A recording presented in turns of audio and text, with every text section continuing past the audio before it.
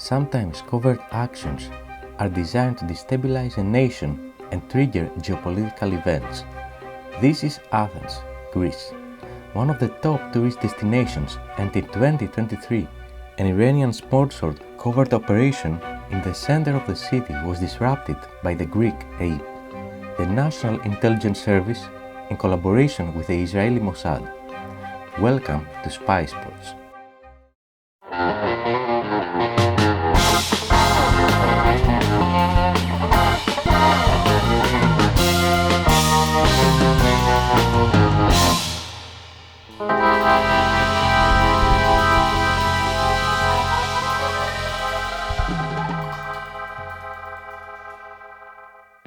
One of the darkest but unfortunately part of reality covert activities of spy agencies is sponsoring organizations and groups to perform destabilizing tasks that will progress their foreign policy objectives. Those are formally referred to as subversive actions, but for most people they fit more into the term terrorist attacks. After the revolution of Iran, it was decided that the country should operate two separate military structures: the normal armed forces that you'll find in any nation state, but also the Islamic Revolutionary Guard Corps, or IRGC. IRGC is a separate military entity in Iran with a mission to ensure the integrity of the Islamic Republic. IRGC operates military, paramilitary forces, unconventional warfare units, and a fully functioning intelligence agency, among others. And due to its mission, they are quite active on operations outside of Iranian soil, targeting some of the top adversaries of Iran, such as Israel and the United States of America. For the case we are looking at today, there is very limited publicly available information. But what we do know starts here, in Iran. Overall, Iran and Pakistan have good relations. Of course, there are tensions over specific topics from time to time, but for the average citizen, it's not considered a hostile nation state. So what happened was that IRGC case officers recruited a 30-year-old Pakistani living in Tehran to act as their cutout. His first name was Sani. Basically, Sani was the only person to have direct contact with the IRGC and the actual operatives. That's the definition of a cutout in the spy world. The Pakistani cutout, with direct support from the IRGC case officers, identified and recruited 5 people from Pakistan that could be fit for such operations.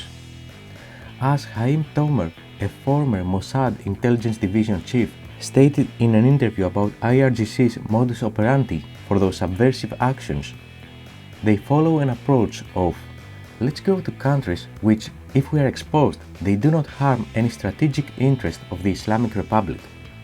In that respect, I think Greece or Bulgaria or even Turkey are countries that the Iranians calculate as territories which do not bear a lot of damage to their international interests if they are blamed for the successful attack. The last line is to find countries with long borders, naval or ground borders, to which they can infiltrate their people and equipment. They did it in Thailand through Indonesia, in Greece they did it via the borders with Turkey, in Bulgaria on the hit in Burgas, they did it via the borders with Greece at the time. We got to know that their people came to Bulgaria through Turkey and through Greece. The cell traveled to Turkey, and from there moved to Greece. They have entered from the northern part of Greece, near the city of Orestiada.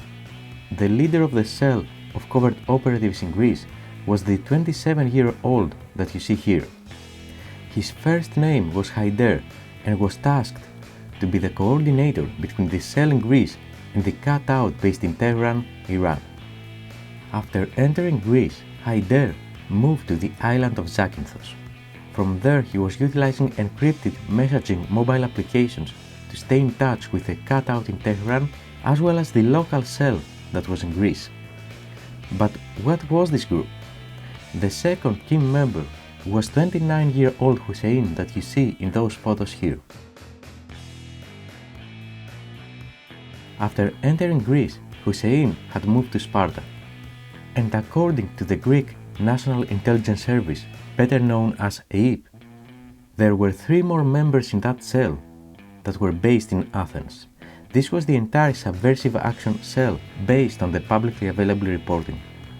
Here is actually a photo where Hussein was living in Sparta, which was released by local media.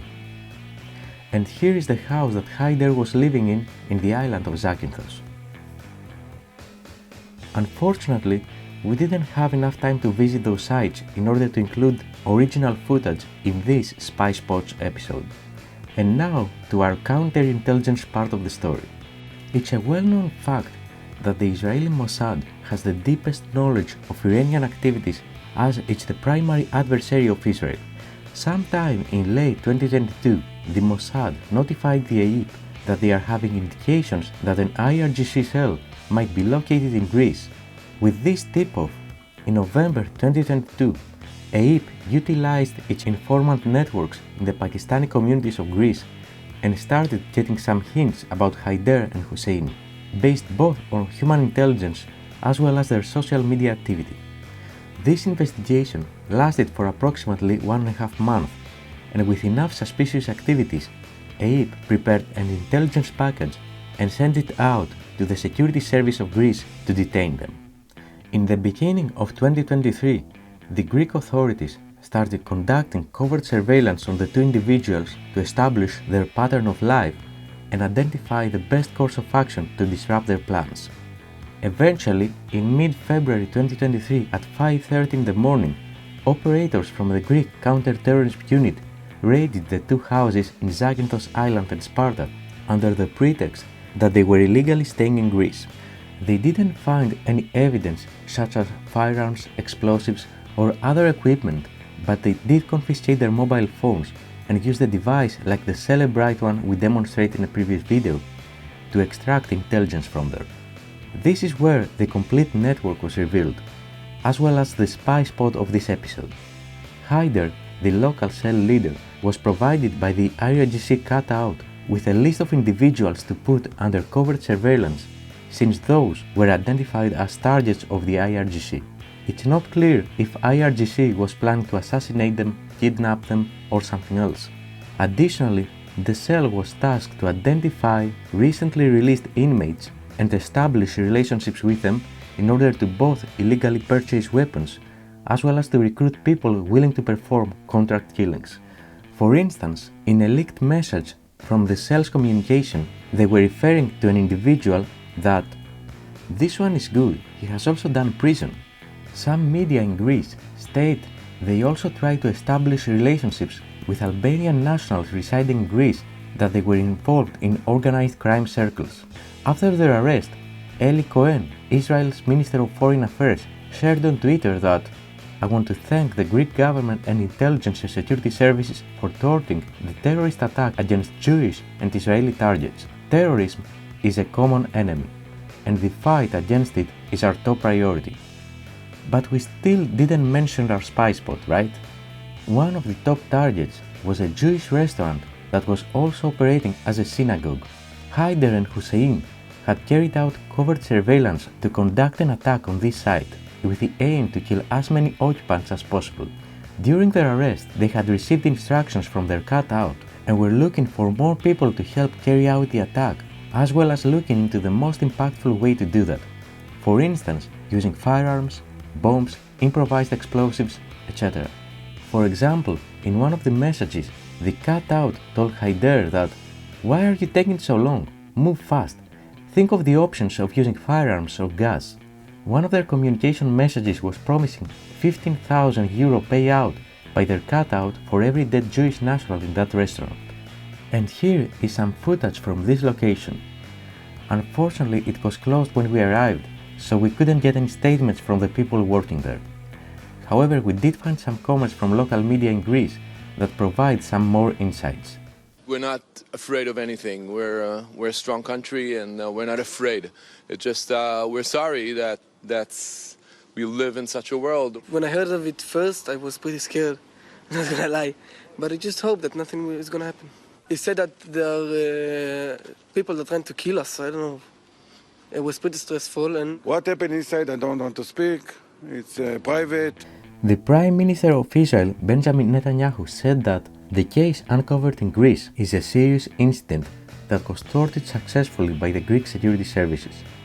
And even the Mossad issued a public statement about the operation, stating that after the start of the investigations for the suspects in Greece, the Mossad provided intelligence to reveal the structure, the methods of operation, and its connection with Iran. The investigation showed that the structure operating in Greece was part of a larger Iranian network controlled from Iran, which spread among many countries. Interestingly, there has been no information on the 3 other suspects. However, on April 2023, it was uncovered that apart from the operation in the spy spot of this episode, the cell was planning more subversive actions inside Greece. Those were bombings around Christmas time in Athens and Zakynthos Island, targeting businessmen collaborating with Israel that live in Greece, as well as targeted killings on specific individuals in some Greek islands. For example, one of the messages that Haider sent was, "The Christmas period is approaching. We should find places with large crowds. I mean, we could put them in a backpack and leave it in that place and blast many people. I could do that here in the island too. I could do it in Athens too, if we had the things you mentioned." In another message, Sani, the cutout in Iran, messaged Haider about a businessman they wanted to target, that if they show him on TV with a different name, then we'll have a problem. As well as that, "Okay Sayed, take some video where he's visible and we'll start surveilling him. In the video, his car's license plate has to be clear and the person himself has to be visible." Unfortunately, we have been unable to identify more details about the additional targets of the subversive covert action network of Iran in Greece, so we couldn't include them in this Spy Spots episode. Nevertheless, this case is an excellent example of a world hidden from plain sight which, unfortunately, exists in most, if not all, countries. State-sponsored covert actions like assassinations, kidnappings, poisonings, bombings, and so on do happen multiple times every year across the globe. In most cases they are targeted, but in other cases they aren't. If you ever visit Greece and you'll start walking around the streets, remember that there is the world that you see and another one, a covert and clandestine world that most people don't know that exists in parallel. Could that person be following someone? Was this person taking a selfie? Or was he conducting covert surveillance?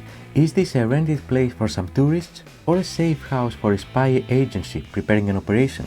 Was this fire an accident, or a subversive covert action? In the espionage world, nothing is as it seems.